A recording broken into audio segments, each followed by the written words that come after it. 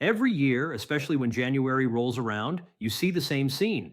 People flood the gym, pushing themselves to exhaustion on treadmills, breathing hard, drenched in sweat, and forcing themselves through workouts they clearly dislike. They believe that the harder they suffer, the faster the belly fat will disappear. Unfortunately, that's often not what happens. Many of these people spend weeks grinding through intense cardio only to discover that the stubborn fat around their midsection barely changes. Some even notice that their stomach appears more bloated or protruded than before. The reason comes down to how the body responds to stress. When exercise becomes too intense, it can trigger hormonal changes that encourage the body to hold on to visceral fat rather than release it. But there is another approach. Think of it as the body's version of easy mode. That doesn't mean being inactive or avoiding effort. It means working with your biology instead of constantly fighting against it. Surprisingly, one of the most effective forms of exercise for reducing the dangerous fat stored around your organs is not all-out running or high-intensity cardio. It's walking. Not random walking with no purpose, but walking performed in a way that strategically influences your hormones and metabolism. Today, we're going to break down 5 powerful walking strategies that can transform an ordinary walk into a highly effective fat-burning tool. We'll explore concepts like GLUT4 translocation, the Bohr effect, and neurooptic flow, and how these mechanisms can help your body become more efficient at burning stored fat. If you've never enjoyed traditional cardio, if your stress levels are already high, or if you're looking for a sustainable way to see results without punishing your joints, this approach may completely change the way you think about exercise. Here at Wellness Science Hub, we don't believe that progress should require constant suffering. Instead, we focus on understanding how the body actually works. When you learn the body's operating system, you can make smarter decisions that produce better outcomes with less resistance. To understand why walking can sometimes outperform running for belly fat reduction, we first need to talk about how the body chooses its fuel. Your body primarily runs on 2 energy sources: glucose, which is sugar, and fat, which is stored in the form of lipids. When you engage in very intense exercise, your heart rate rises quickly. To your body, that elevated demand signals an urgent need for energy. In those moments, your system prioritizes the fastest available fuel source. Fat contains a tremendous amount of energy, but it takes time and oxygen to convert it into usable fuel. Because of that delay, the body shifts toward burning glucose, which can be accessed much more rapidly. As glucose stores become depleted, stress hormones such as cortisol can increase. One consequence of this response is that the body may begin breaking down muscle tissue through a process called gluconeogenesis, creating additional glucose to meet energy demands. The result is often a familiar cycle.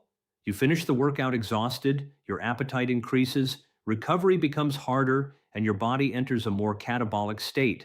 Calories are being burned, but not necessarily in the most efficient way for targeting stored body fat. Walking creates a very different environment. When you walk at a moderate pace, especially within what's commonly known as Zone 2 training, your heart rate remains relatively controlled. The body doesn't perceive a threat or emergency. Oxygen availability stays high, and energy demands remain manageable. Under these conditions, the body becomes much more willing to rely on fat as its primary fuel source. Instead of constantly chasing quick-burning sugar, it can tap into stored body fat and use it steadily for energy. This is one of the key reasons why a simple walk, performed correctly and consistently, can become an incredibly effective tool for reducing stubborn belly fat while keeping stress levels low and preserving muscle tissue. It's true that walking doesn't burn as many calories per minute as running, but that's only part of the story. What really matters is where those calories are coming from. During a properly paced walk, a much larger percentage of the energy you use comes directly from stored body fat, especially the stubborn fat surrounding your internal organs. Instead of simply burning energy, you're targeting the exact fuel reserve you're trying to reduce. So how can you make walking even more effective? Let's look at the first strategy: the post-meal glucose cleanup walk. Most people go for walks whenever it fits their schedule, but timing can dramatically change the metabolic impact. If you're carrying excess belly fat, there's a good chance your body is dealing with some level of insulin resistance. In simple terms, your cells have become less responsive to insulin, making it harder for glucose to move from your bloodstream into your tissues. As a result, the pancreas must release even more insulin to achieve the same effect. The problem is that elevated insulin levels strongly encourage fat storage, particularly around the abdomen. Here's where the post-meal walk becomes powerful. Aim for a gentle 10 to 15-minute walk immediately after your largest meal of the day. Normally, insulin acts like a key that unlocks muscle cells so glucose can enter. But when insulin resistance develops, that key becomes less effective. Fortunately, your muscles have another pathway available. Every time your leg muscles contract during walking, they activate specialized transporters known as GLUT4. These transporters move to the surface of muscle cells and begin pulling glucose from the bloodstream independently of insulin. Think of your muscles as a thirsty sponge, soaking up excess sugar before it can circulate through the body and eventually contribute to fat storage. Instead of relying solely on insulin, you're using movement itself to clear glucose from the blood. This helps reduce blood sugar spikes after meals and lowers the amount of insulin your body needs to release. The result is a metabolic environment that favors energy use rather than fat storage. Now let's move to strategy number 2, the nose breathing rule. At first, this may seem like an odd recommendation, but it can be one of the easiest ways to control exercise intensity without any special equipment. One common mistake people make is walking too aggressively. They turn what should be a fat-burning activity into a stressful cardio session. Others move so slowly that they barely challenge the body at all. The goal is to find the sweet spot between those extremes. An easy way to identify that zone is to breathe only through your nose for the entire walk. If you're moving at a pace where nasal breathing feels comfortable, you're likely staying within an intensity range that supports fat oxidation. If you reach a point where you're desperate to open your mouth for air, you've probably pushed beyond that optimal zone. At higher intensities, the body shifts toward rapid glucose use, produces more lactate, and may stimulate greater stress hormone activity. Nasal breathing naturally helps regulate effort and keeps you in a more aerobic state, where fat can be used efficiently as fuel. There's also an interesting physiological reason behind this. When you breathe through your nose, carbon dioxide levels remain slightly higher than they would with excessive mouth breathing. While many people think of carbon dioxide as something the body simply needs to eliminate, it actually plays an important role in oxygen delivery.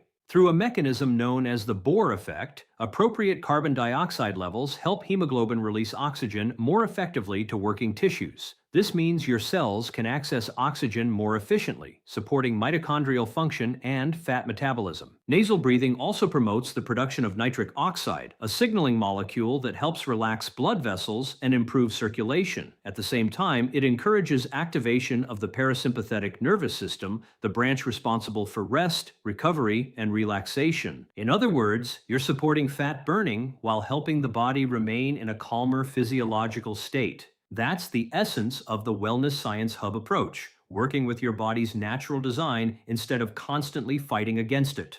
Now let's talk about strategy number 3, adding a light load. Walking is highly effective, but the human body is designed to adapt. As your fitness improves, your body becomes more efficient and requires less energy to complete the same walk. Rather than dramatically increasing distance or spending hours walking every day, a smarter option is to introduce a small amount of resistance. This technique is commonly known as rucking. The concept is simple. Wear a backpack containing a few liters of water or a couple of books. The goal isn't to make the walk difficult. Even an additional 5 to 10 pounds can make a meaningful difference. That small increase in weight changes how the body responds. Additional muscles are recruited to stabilize your posture and support the load.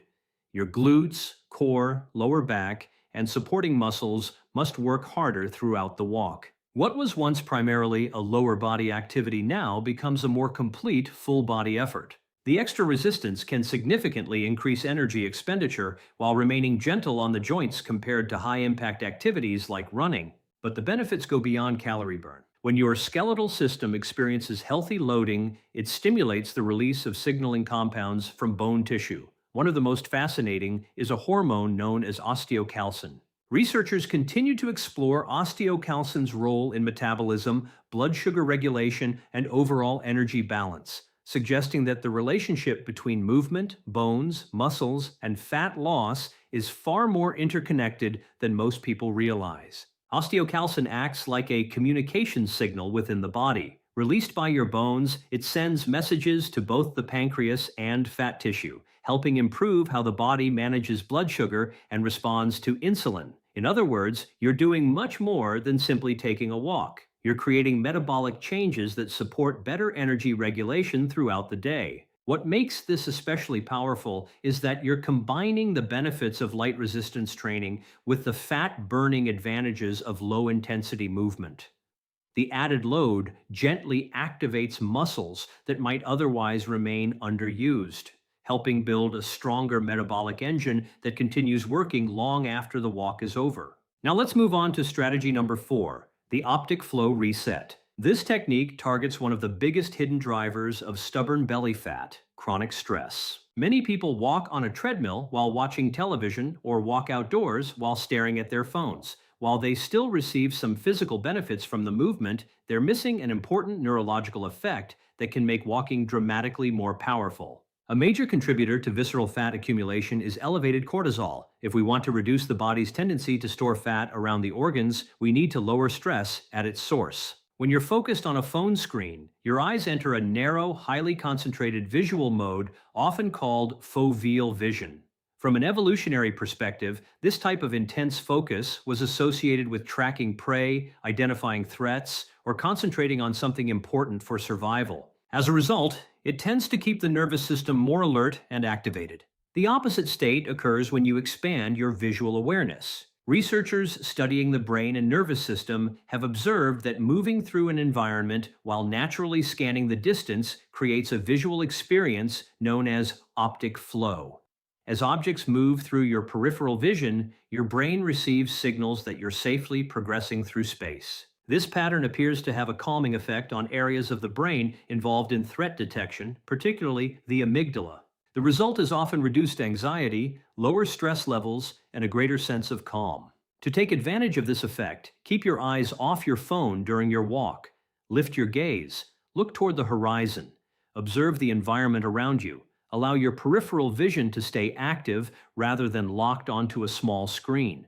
This simple shift transforms walking into a powerful stress management tool. Instead of merely burning existing fat, you're helping remove one of the biological signals that encourages future fat storage. Now let's look at the fifth and final strategy, the fasted morning activation walk. For those looking to maximize efficiency, the hours immediately after waking can provide a unique metabolic advantage. After a night's sleep, insulin levels are typically lower than they are throughout the rest of the day. At the same time, glycogen stores have been partially used overnight to support normal bodily functions. This creates an environment where the body may be more willing to access stored fat for fuel. A gentle 20-minute walk before breakfast can encourage the release of fatty acids into the bloodstream, allowing them to be used as an energy source during the walk. But the benefits don't stop there. Morning walks expose you to natural daylight, which plays a major role in regulating your circadian rhythm. Think of morning sunlight as a timing signal for your internal clock. Exposure to daylight shortly after waking helps reinforce your body's natural rhythm, encouraging healthy cortisol patterns during the day and supporting better melatonin production later in the evening. Why does this matter for fat loss? Because poor sleep and disrupted circadian rhythms are strongly associated with impaired insulin sensitivity and increased cravings the following day. By walking in the morning and getting natural light exposure, you're not only supporting today's metabolism, you're setting the stage for better recovery, better sleep, and better metabolic function tomorrow as well. It's a cycle that works in your favor. And that's the bigger lesson here. Many people have been taught that fat loss must involve endless suffering, extreme workouts, and constant exhaustion. But that's often a marketing message, not a biological reality. The body doesn't thrive when it constantly feels threatened. It performs best when it receives clear signals of safety, stability, and health. These 5 walking strategies aren't about trying to burn thousands of calories in a single session. They're about sending the right messages to your body. You're encouraging your muscles to absorb excess glucose.